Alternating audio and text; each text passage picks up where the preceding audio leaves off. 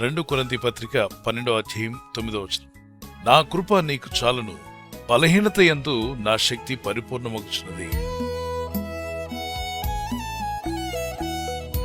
అపోస్తలుడైన పౌలు ఒక విధమైన బాధ వేదనకు గురై ఆ బాధను, ఆ సమస్యను తనలోని తీసివేయమని దేవుని సన్నిధిలో ప్రార్థన చేస్తాడు.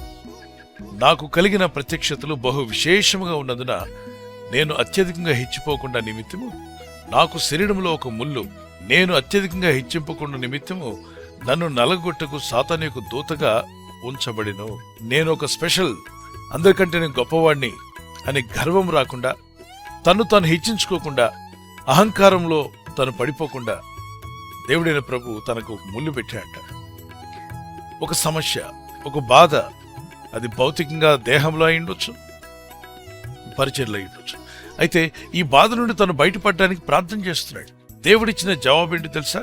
అందుకు ప్రభు చెప్పిన మాట, నా కృప నీకు చాలును, బలహీనత యందు నా శక్తి పరిపూర్ణమగుచున్నదని ఆయన నాతో చెప్పాను. When you are weak, God will make you strong. ఒకవేళ నిందలు, బలహీనతలు, ఉపద్రవాలు మీ మీదకి వచ్చినప్పుడు మిమ్మల్ని బలపరిచే ప్రభు కృప మీకు తోడుగా ఉంటుందట. అందుకే అంటున్నాడు, నా కృప నీకు చాలు.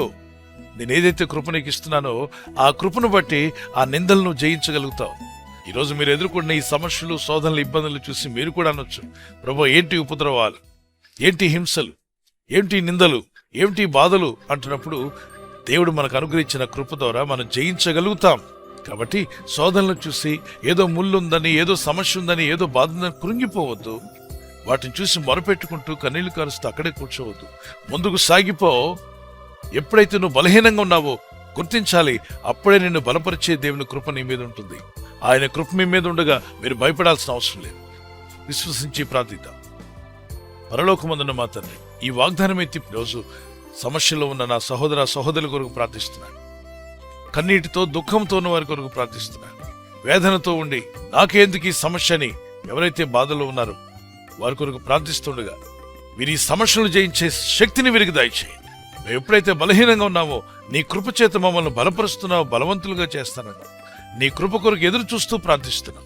వారు ఎదుర్కొన్న ప్రతి శోధనలో యేసు క్రీస్తు వారికి అధికారం గల జయము కలుగునుగాక. మా ఆత్మీయ యాత్రలో అనుదినము నీ కృపను, నీ దయను తలంచుకుంటూ నిన్ను స్తుతిస్తూ జీవించే కృపను మాకు దయచేయండి. మీ రెక్కల చోటున మమ్మల్ని కాచి కాపాడారు, ఇక ముందు కూడా మమ్మల్ని కాపాడబోతున్నారు. ఈ రాత్రి నెమ్మదితో పండుకొని సురక్షితంగా కాపాడబడినట్లుగా నీ అగ్ని కంచి వేసి మమ్మల్ని కాపాడండి.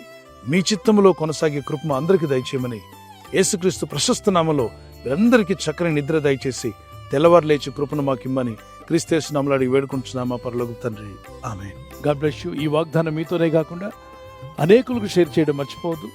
అలాగే ఈ యొక్క ఛానల్ సబ్స్క్రైబ్ చేసి ఇతరులతో కూడా చెప్పి సబ్స్క్రైబ్ చేయించండి. Good night. God bless you.